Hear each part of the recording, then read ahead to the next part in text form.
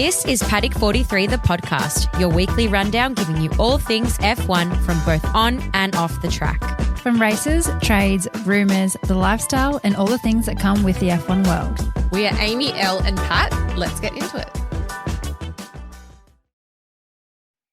Well, it's currently 12:20 a.m. here in Italia. Where in Italy are you? So I'm in Val d'Ottavo, which is where my dad and basically my Italian auntie live. It's 10 minutes outside of Lucca. So we are in beautiful Tuscany. My dad lives in a really beautiful part of the world. Honestly. My favourite. I would do dirty things to be dirty things. I've been eating and drinking way too much. Well, things. actually, the breastfeeding thing keeps me on track. But anyway, where are you? Where are you, Elle? You're in Melbourne. I'm in we've had heaps of grey skies too. Just grey sky, Melbourne. Nice. And there's currently 8:22 a.m. Yeah, it's been weird weather. It was 25 degrees yesterday, and it's going to be 12 degrees today. So things can move on. And definitely was jealous of the Singapore humidity. That's for some reason this year it's a lot colder here than what it usually is, which sucks. But yeah, seeing everyone in Singapore humidity, I was like, oh. But I can't. But do you know the frustrating thing? The hottest day we had here was the day of the race, and I was like, well, I'm not going anywhere. I'm sitting in front of the TV and watching the race. I'll always laugh when I see people complaining of the humidity in Singapore, and they're like, "Oh, it's just too hot." And I'm like, it's fucking freezing here. You knew what you're getting into. Stop complaining. All for Get it. on with it. Scull some water, have a beer, and you're good to go. Did you see pre-race? I think it was Sky, so KO put on KO for Australia and Sky News for everyone else. I think that they had it on Carlos, and they had the ice machine. Like, what was it? It's kind of like a wind blower. No, it was like a blower. And they were blowing dry ice onto you. So strange. It was the weirdest thing. I actually think I took a photo of it on the TV. So, because Martin's doing his chaotic runs around as he does, and Carlos is just in the background, and they're just like spraying him with what looked like dry ice. Well, I hope he's okay.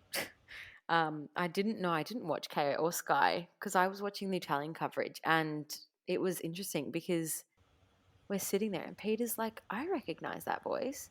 Nico Rosberg does the Italian commentary, and his Italian is it's perfection. Like, Peter was like, oh my God, I know that voice. And then it's like Nico Rosberg. Like, I think he won Singapore GP in 2016 or 2017. Yeah. So, fun fact, perfect. His Italian is perfect. But I guess he's Monegasque, so it makes sense. But I guess it does actually make sense to have a lot of the F1 drivers have the country broadcast rights. Mm-hmm. I never even thought about that. I'm just sheltered English speaking person then, clearly. I know. Just Sky News and ESPN. I know. I was thinking like it would be interesting to see the French commentary because I don't know who does the French commentary, but I'm not sure. I actually don't know if Nico does all the Italian commentary. Because last year, I can't remember what race I watched over here, but I was watching it in a sports bar. So, you can't really hear it that well. And the same as Azerbaijan, I watched in a sports bar in Barcelona. But anyway, before we get into the weekend, any news on your mind? Well, I think the only news, which is the whole weekend that I can think of, is Daniel Ricciardo and a very sad Singapore Grand Prix, but also an exciting one for him because he did got driver of the day and fastest lap. I actually loved it. So for anyone that, what did you love? Oh, just the commentary on I don't know. I think it was Nico Rosberg and I don't know who else was commentating, just savage Italian, where he's like, oh, why are they voting for Daniel Ricciardo as driver of the day? Oh, even though they're he's leaving, okay. When I saw it, I was like, what did I miss in the race that he got driver of the day? And then I was like, it's just the general public being nice and saying a send-off. And I think that's what bothered me about the whole thing, that it's been rumoured for a while he was going to be his last race. Mm. No one confirmed anything. Mm. But then everyone sent him off without the confirmation. And it's not like he could even be like, bye, like my Yeah. last race. Yeah. But everyone's doing it. Like all the social F1 social channels were posting all these montages of Daniel leaving the paddock. They were like, who was the last one to leave the paddock? Sky News. I don't know if you saw this on the Italian broadcast. They had a montage of Daniel's career. Oh, God. They had that prepared. I mean, it's lovely. Obviously, he deserves it, but okay. Yeah. Yeah, interesting. Awkward, right? Yeah. Like, I would love the opportunity for him to have at least say goodbye. And he kind of did say goodbye without saying the words, because he can't say the words until the team announces it. Yeah, it was very strange. And even, my dad was like, oh, Daniel Ricciardo's leaving. And I was like, when was that confirmed? Like, when exactly did this happen? Yeah, that was interesting. It's like Adrian Newey, the worst, best kept secret. Yeah, and then the other thing as well, which I think we will sort of touch on, but I was reading somewhere where there was like a behind closed doors moment between Lando Norris and Daniel Ricciardo, like a 10-minute behind closed doors. But then they were saying like it was probably a Netflix moment. So TBC next year when we're watching this season's oh my God. next season Netflix Drive to Survive. They were Pat, saying, yeah. I need to stop you for a second. Yeah. I have just had a message come through just as we're speaking. Daniel Ricciardo has removed the F1 driver stuff from his Instagram bio. Oh. Let me have a stalk. Hold on. Hold the phone. So our boy, where is he? Yep, it's gone. It's just on Shantae. Just on Shantae. Oh, well. There you go. There we go. Oh, well. I mean, Onwards everyone else saying goodbye. Like Max being like, he can have anything he wants. Yeah, interesting. Well, yeah, exactly. They were they did say that they had Lando and him had like a 10-minute moment, and it was probably a Netflix moment. So we will see that. Well, when you said this moment was like a sentimental moment or an angry moment, like a sentimental moment, apparently. Yeah, like ex-teammates had a hug. We will see. We will see. We will see. I mean, it's not like they're going anywhere. They're not dying. Kind of what the whole thing was kind of treated like he was dying. Yeah, and then there was also, I can't remember where I read it, but they were talking about how, someone had asked a question about potentially Daniel Ricciardo being alternate driver again, but he's completely shut that down and just said, last year I was happy to do that because having the potential of my foot being in the door and getting a seat. But he was talking about, which I find interesting, talking about how he just feels like, so he's 35 and he's like, I just don't have, he thinks that age has come into play where he doesn't feel as quick. And obviously he is not as quick as the other drivers, but I think he physically doesn't feel as quick as the other drivers, isn't keeping up with the technology, which I think is like a testament to Alonso and how good he is, because he's in his 40s. He's in his 40s. So is Lewis. True. So is Lewis. Yeah. Look, is he? Yeah, he is. Like, yeah. Is he? I don't know. Anyway, he's old. A testament to both of them. Yeah. So I think it's good as well that, like, he's admitting it. But yeah, so no, we won't be seeing him. And then, of course, no confirmation yet, but Liam Lawson, we're ready for you. Yeah, well, I suspect that he will definitely be up there. I think he's the hot contender, and we'll have a New Zealander on the grid again. It's been a long time since we've had that, and a lot of people are excited. I'm excited for next year. Obviously, so extremely sad Daniel Ricciardo's going. I think he will find a place in commentary of F1 because he's hilarious. He'll make a and killing. He'll draw in a lot of eyeballs. Yeah. they would be dumb if like everyone's going to be fighting for him on that. Yeah. If he still wants to do that, Absolutely. he might take a year off from F1 and then come back into it. But next year we've got so many rookies. Like, I know, I can't wait. So much fun. I cannot so wait. Much fun. Yeah, no, it'll be great. Especially with because we saw, we're seeing so many drivers that have been around for a while just not performing right. Like Lance Stroll, I'm sorry, everyone's talking about Daniel Ricciardo and how he doesn't perform and needs to go, but what's Lance Stroll doing? Yeah, true. There's just always something wrong with him and his car. But Oscar was his rookie year in 2023. Look at him now.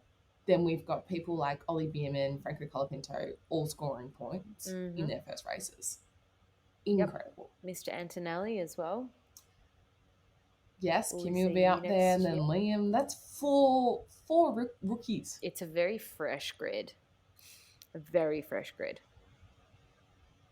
I think it was Checo that actually said it during the Singapore Grand Prix. He said Franco Colapinto is good. He is too hard to get around. Love that. Like, even said that over radio. And to have, if you were Franco hearing that comment from someone that is as good as Sergio Perez, you'd be like, so big you can't damn. Put your helmet onto it. Exactly. Yeah.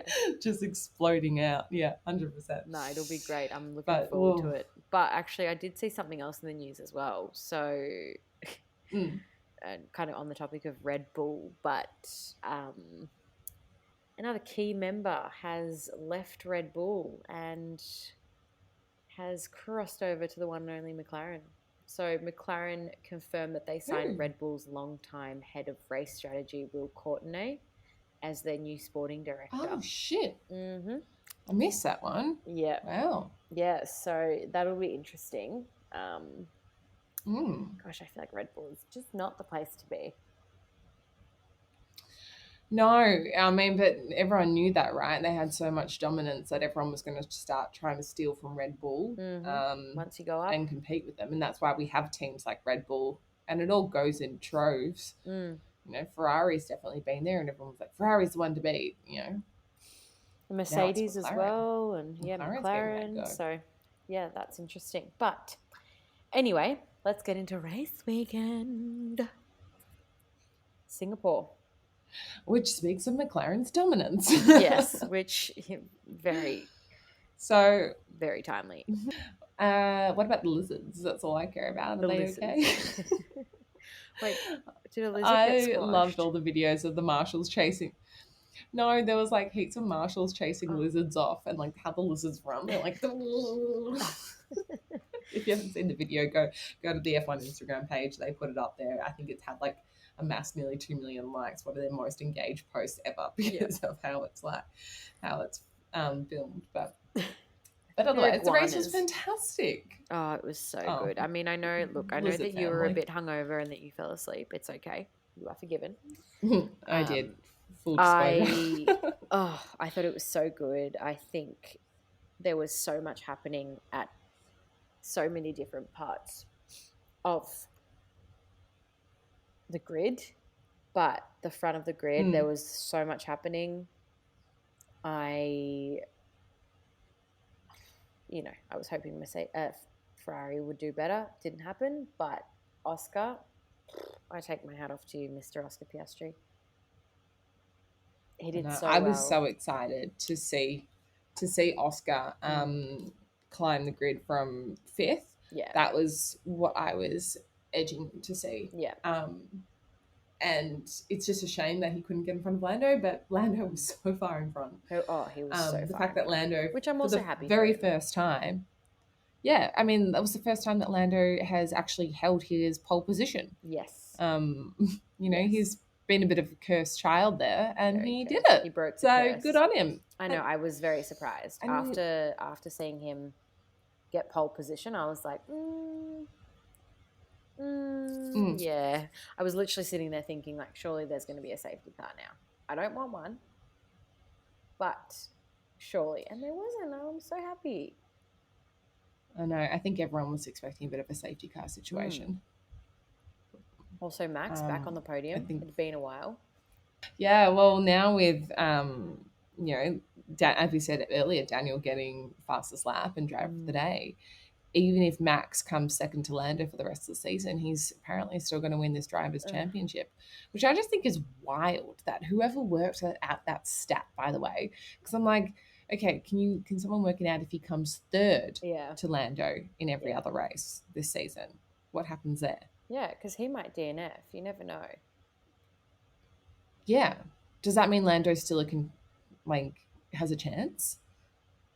I know, that's the thing. And also, there was a lot of chatter about Danny Rick getting the fastest lap, because the thing is, he didn't even get to the point because he didn't finish in top 10. And they were saying that if he didn't... So, for those that didn't see it, the reason why Daniel got the fastest lap was because last minute the team changed him to soft so he could get the last lap as a kind of like little victory for him. Final victory. Kind of like all right, fucking send it now, Daniel. Send it. So he got driver of the day and he did the fastest lap. And the thing is, had he not gotten fastest lap, Lando would have gotten it, which would have meant an extra point for Lando, which would have meant that he could have potentially, I mean, at point, it's not going to do something, but it could, well, we might. They say it is going to do something. Exactly. They say it is going to do something. So, I don't know. I'm like a part of me is like, yeah, it's lovely that he got that, but it's like, what is it achieving? And the thing as well is it's almost like you didn't cheat to get that final point, but like you kind of, anyone could have put on softs and they could have done the fastest lap. They just didn't. So I think it was kind of stupid that they did wasn't that important to them. Yeah. I think they just wanted him to have his goodbye and have his opportunity at Singapore, really. I think that was all that mattered. Yeah. Which is kind of nice in a way, but it's also like pitying in a way. Like, I don't know. Here's your pity moment. We feel bad for you. Pity. It's like he's already done great. He doesn't need all this like extra. What is it? It's like coddling. Yeah, exactly. Because I would love to see Lando really challenge Verstappen for that drivers' championship. Well, I think that's what we'll see for the rest of the year now. I think that's going to be a massive part of it. This challenge, and McLaren certainly think that they are still a contender for it. They definitely think they're a contender for the team championship, which, yes, they probably are, especially securing 1-2 at Singapore. But now here we go for the rest of the season. Yeah, exactly. So we will see that. But who was your driver of the day? Oscar. I think it's hard to look past him. Yeah. Phenomenal drive. Yeah, Phenomenal drive. And like, had there been a few extra laps, he would have 100%. He could have gotten Verstappen. Like, easy. Yeah. Easy. What about you? Yeah, Oscar. It was such an entertaining race. It was so entertaining watching him. He performed incredibly. But I also take my hat off to Lando. Like, well done, Lando. You didn't fuck things up. No, you didn't. Well, you had George Russell, he came fourth. Just missed the podium by a minute, by the way. Literally. 60 seconds behind. Like, insane. Yeah, also... insane. Yeah, not a day for Mercedes, because I know Paul Hamilton as well. He'd qualified second. And he ended up coming seventh from memory. I think Mercedes just had a very shit strategy. Sixth it was. Sixth, yeah. Yeah. Very shit strategy from the Mercedes team. He was pissed off. Yeah. And we expected more from them this weekend. I think Ferrari was pissed off as well. I think everyone was pissed off. To be honest, Charles had a pretty great race too. Now, we don't have a race for 4 weeks. I know. We are back in Austin, Texas on the 18th of October, or from the 18th of October. So, no more races for a while. Which is just insane. It's so far away. Yeah. What do you think? Yeah. But don't worry. We'll still be around. We absolutely will still be We'll around. still be covering any news that pops up. And then we also have our minis about to drop this week, which is super exciting. Yes, we do. And I think it's a little bit too early for race predictions for Austin. I think we'll do them right before. Because who knows? Yeah, we'll sort of know about upgrades and everything that's coming. But Singapore, fantastic. Also, yes, Amy isn't here today.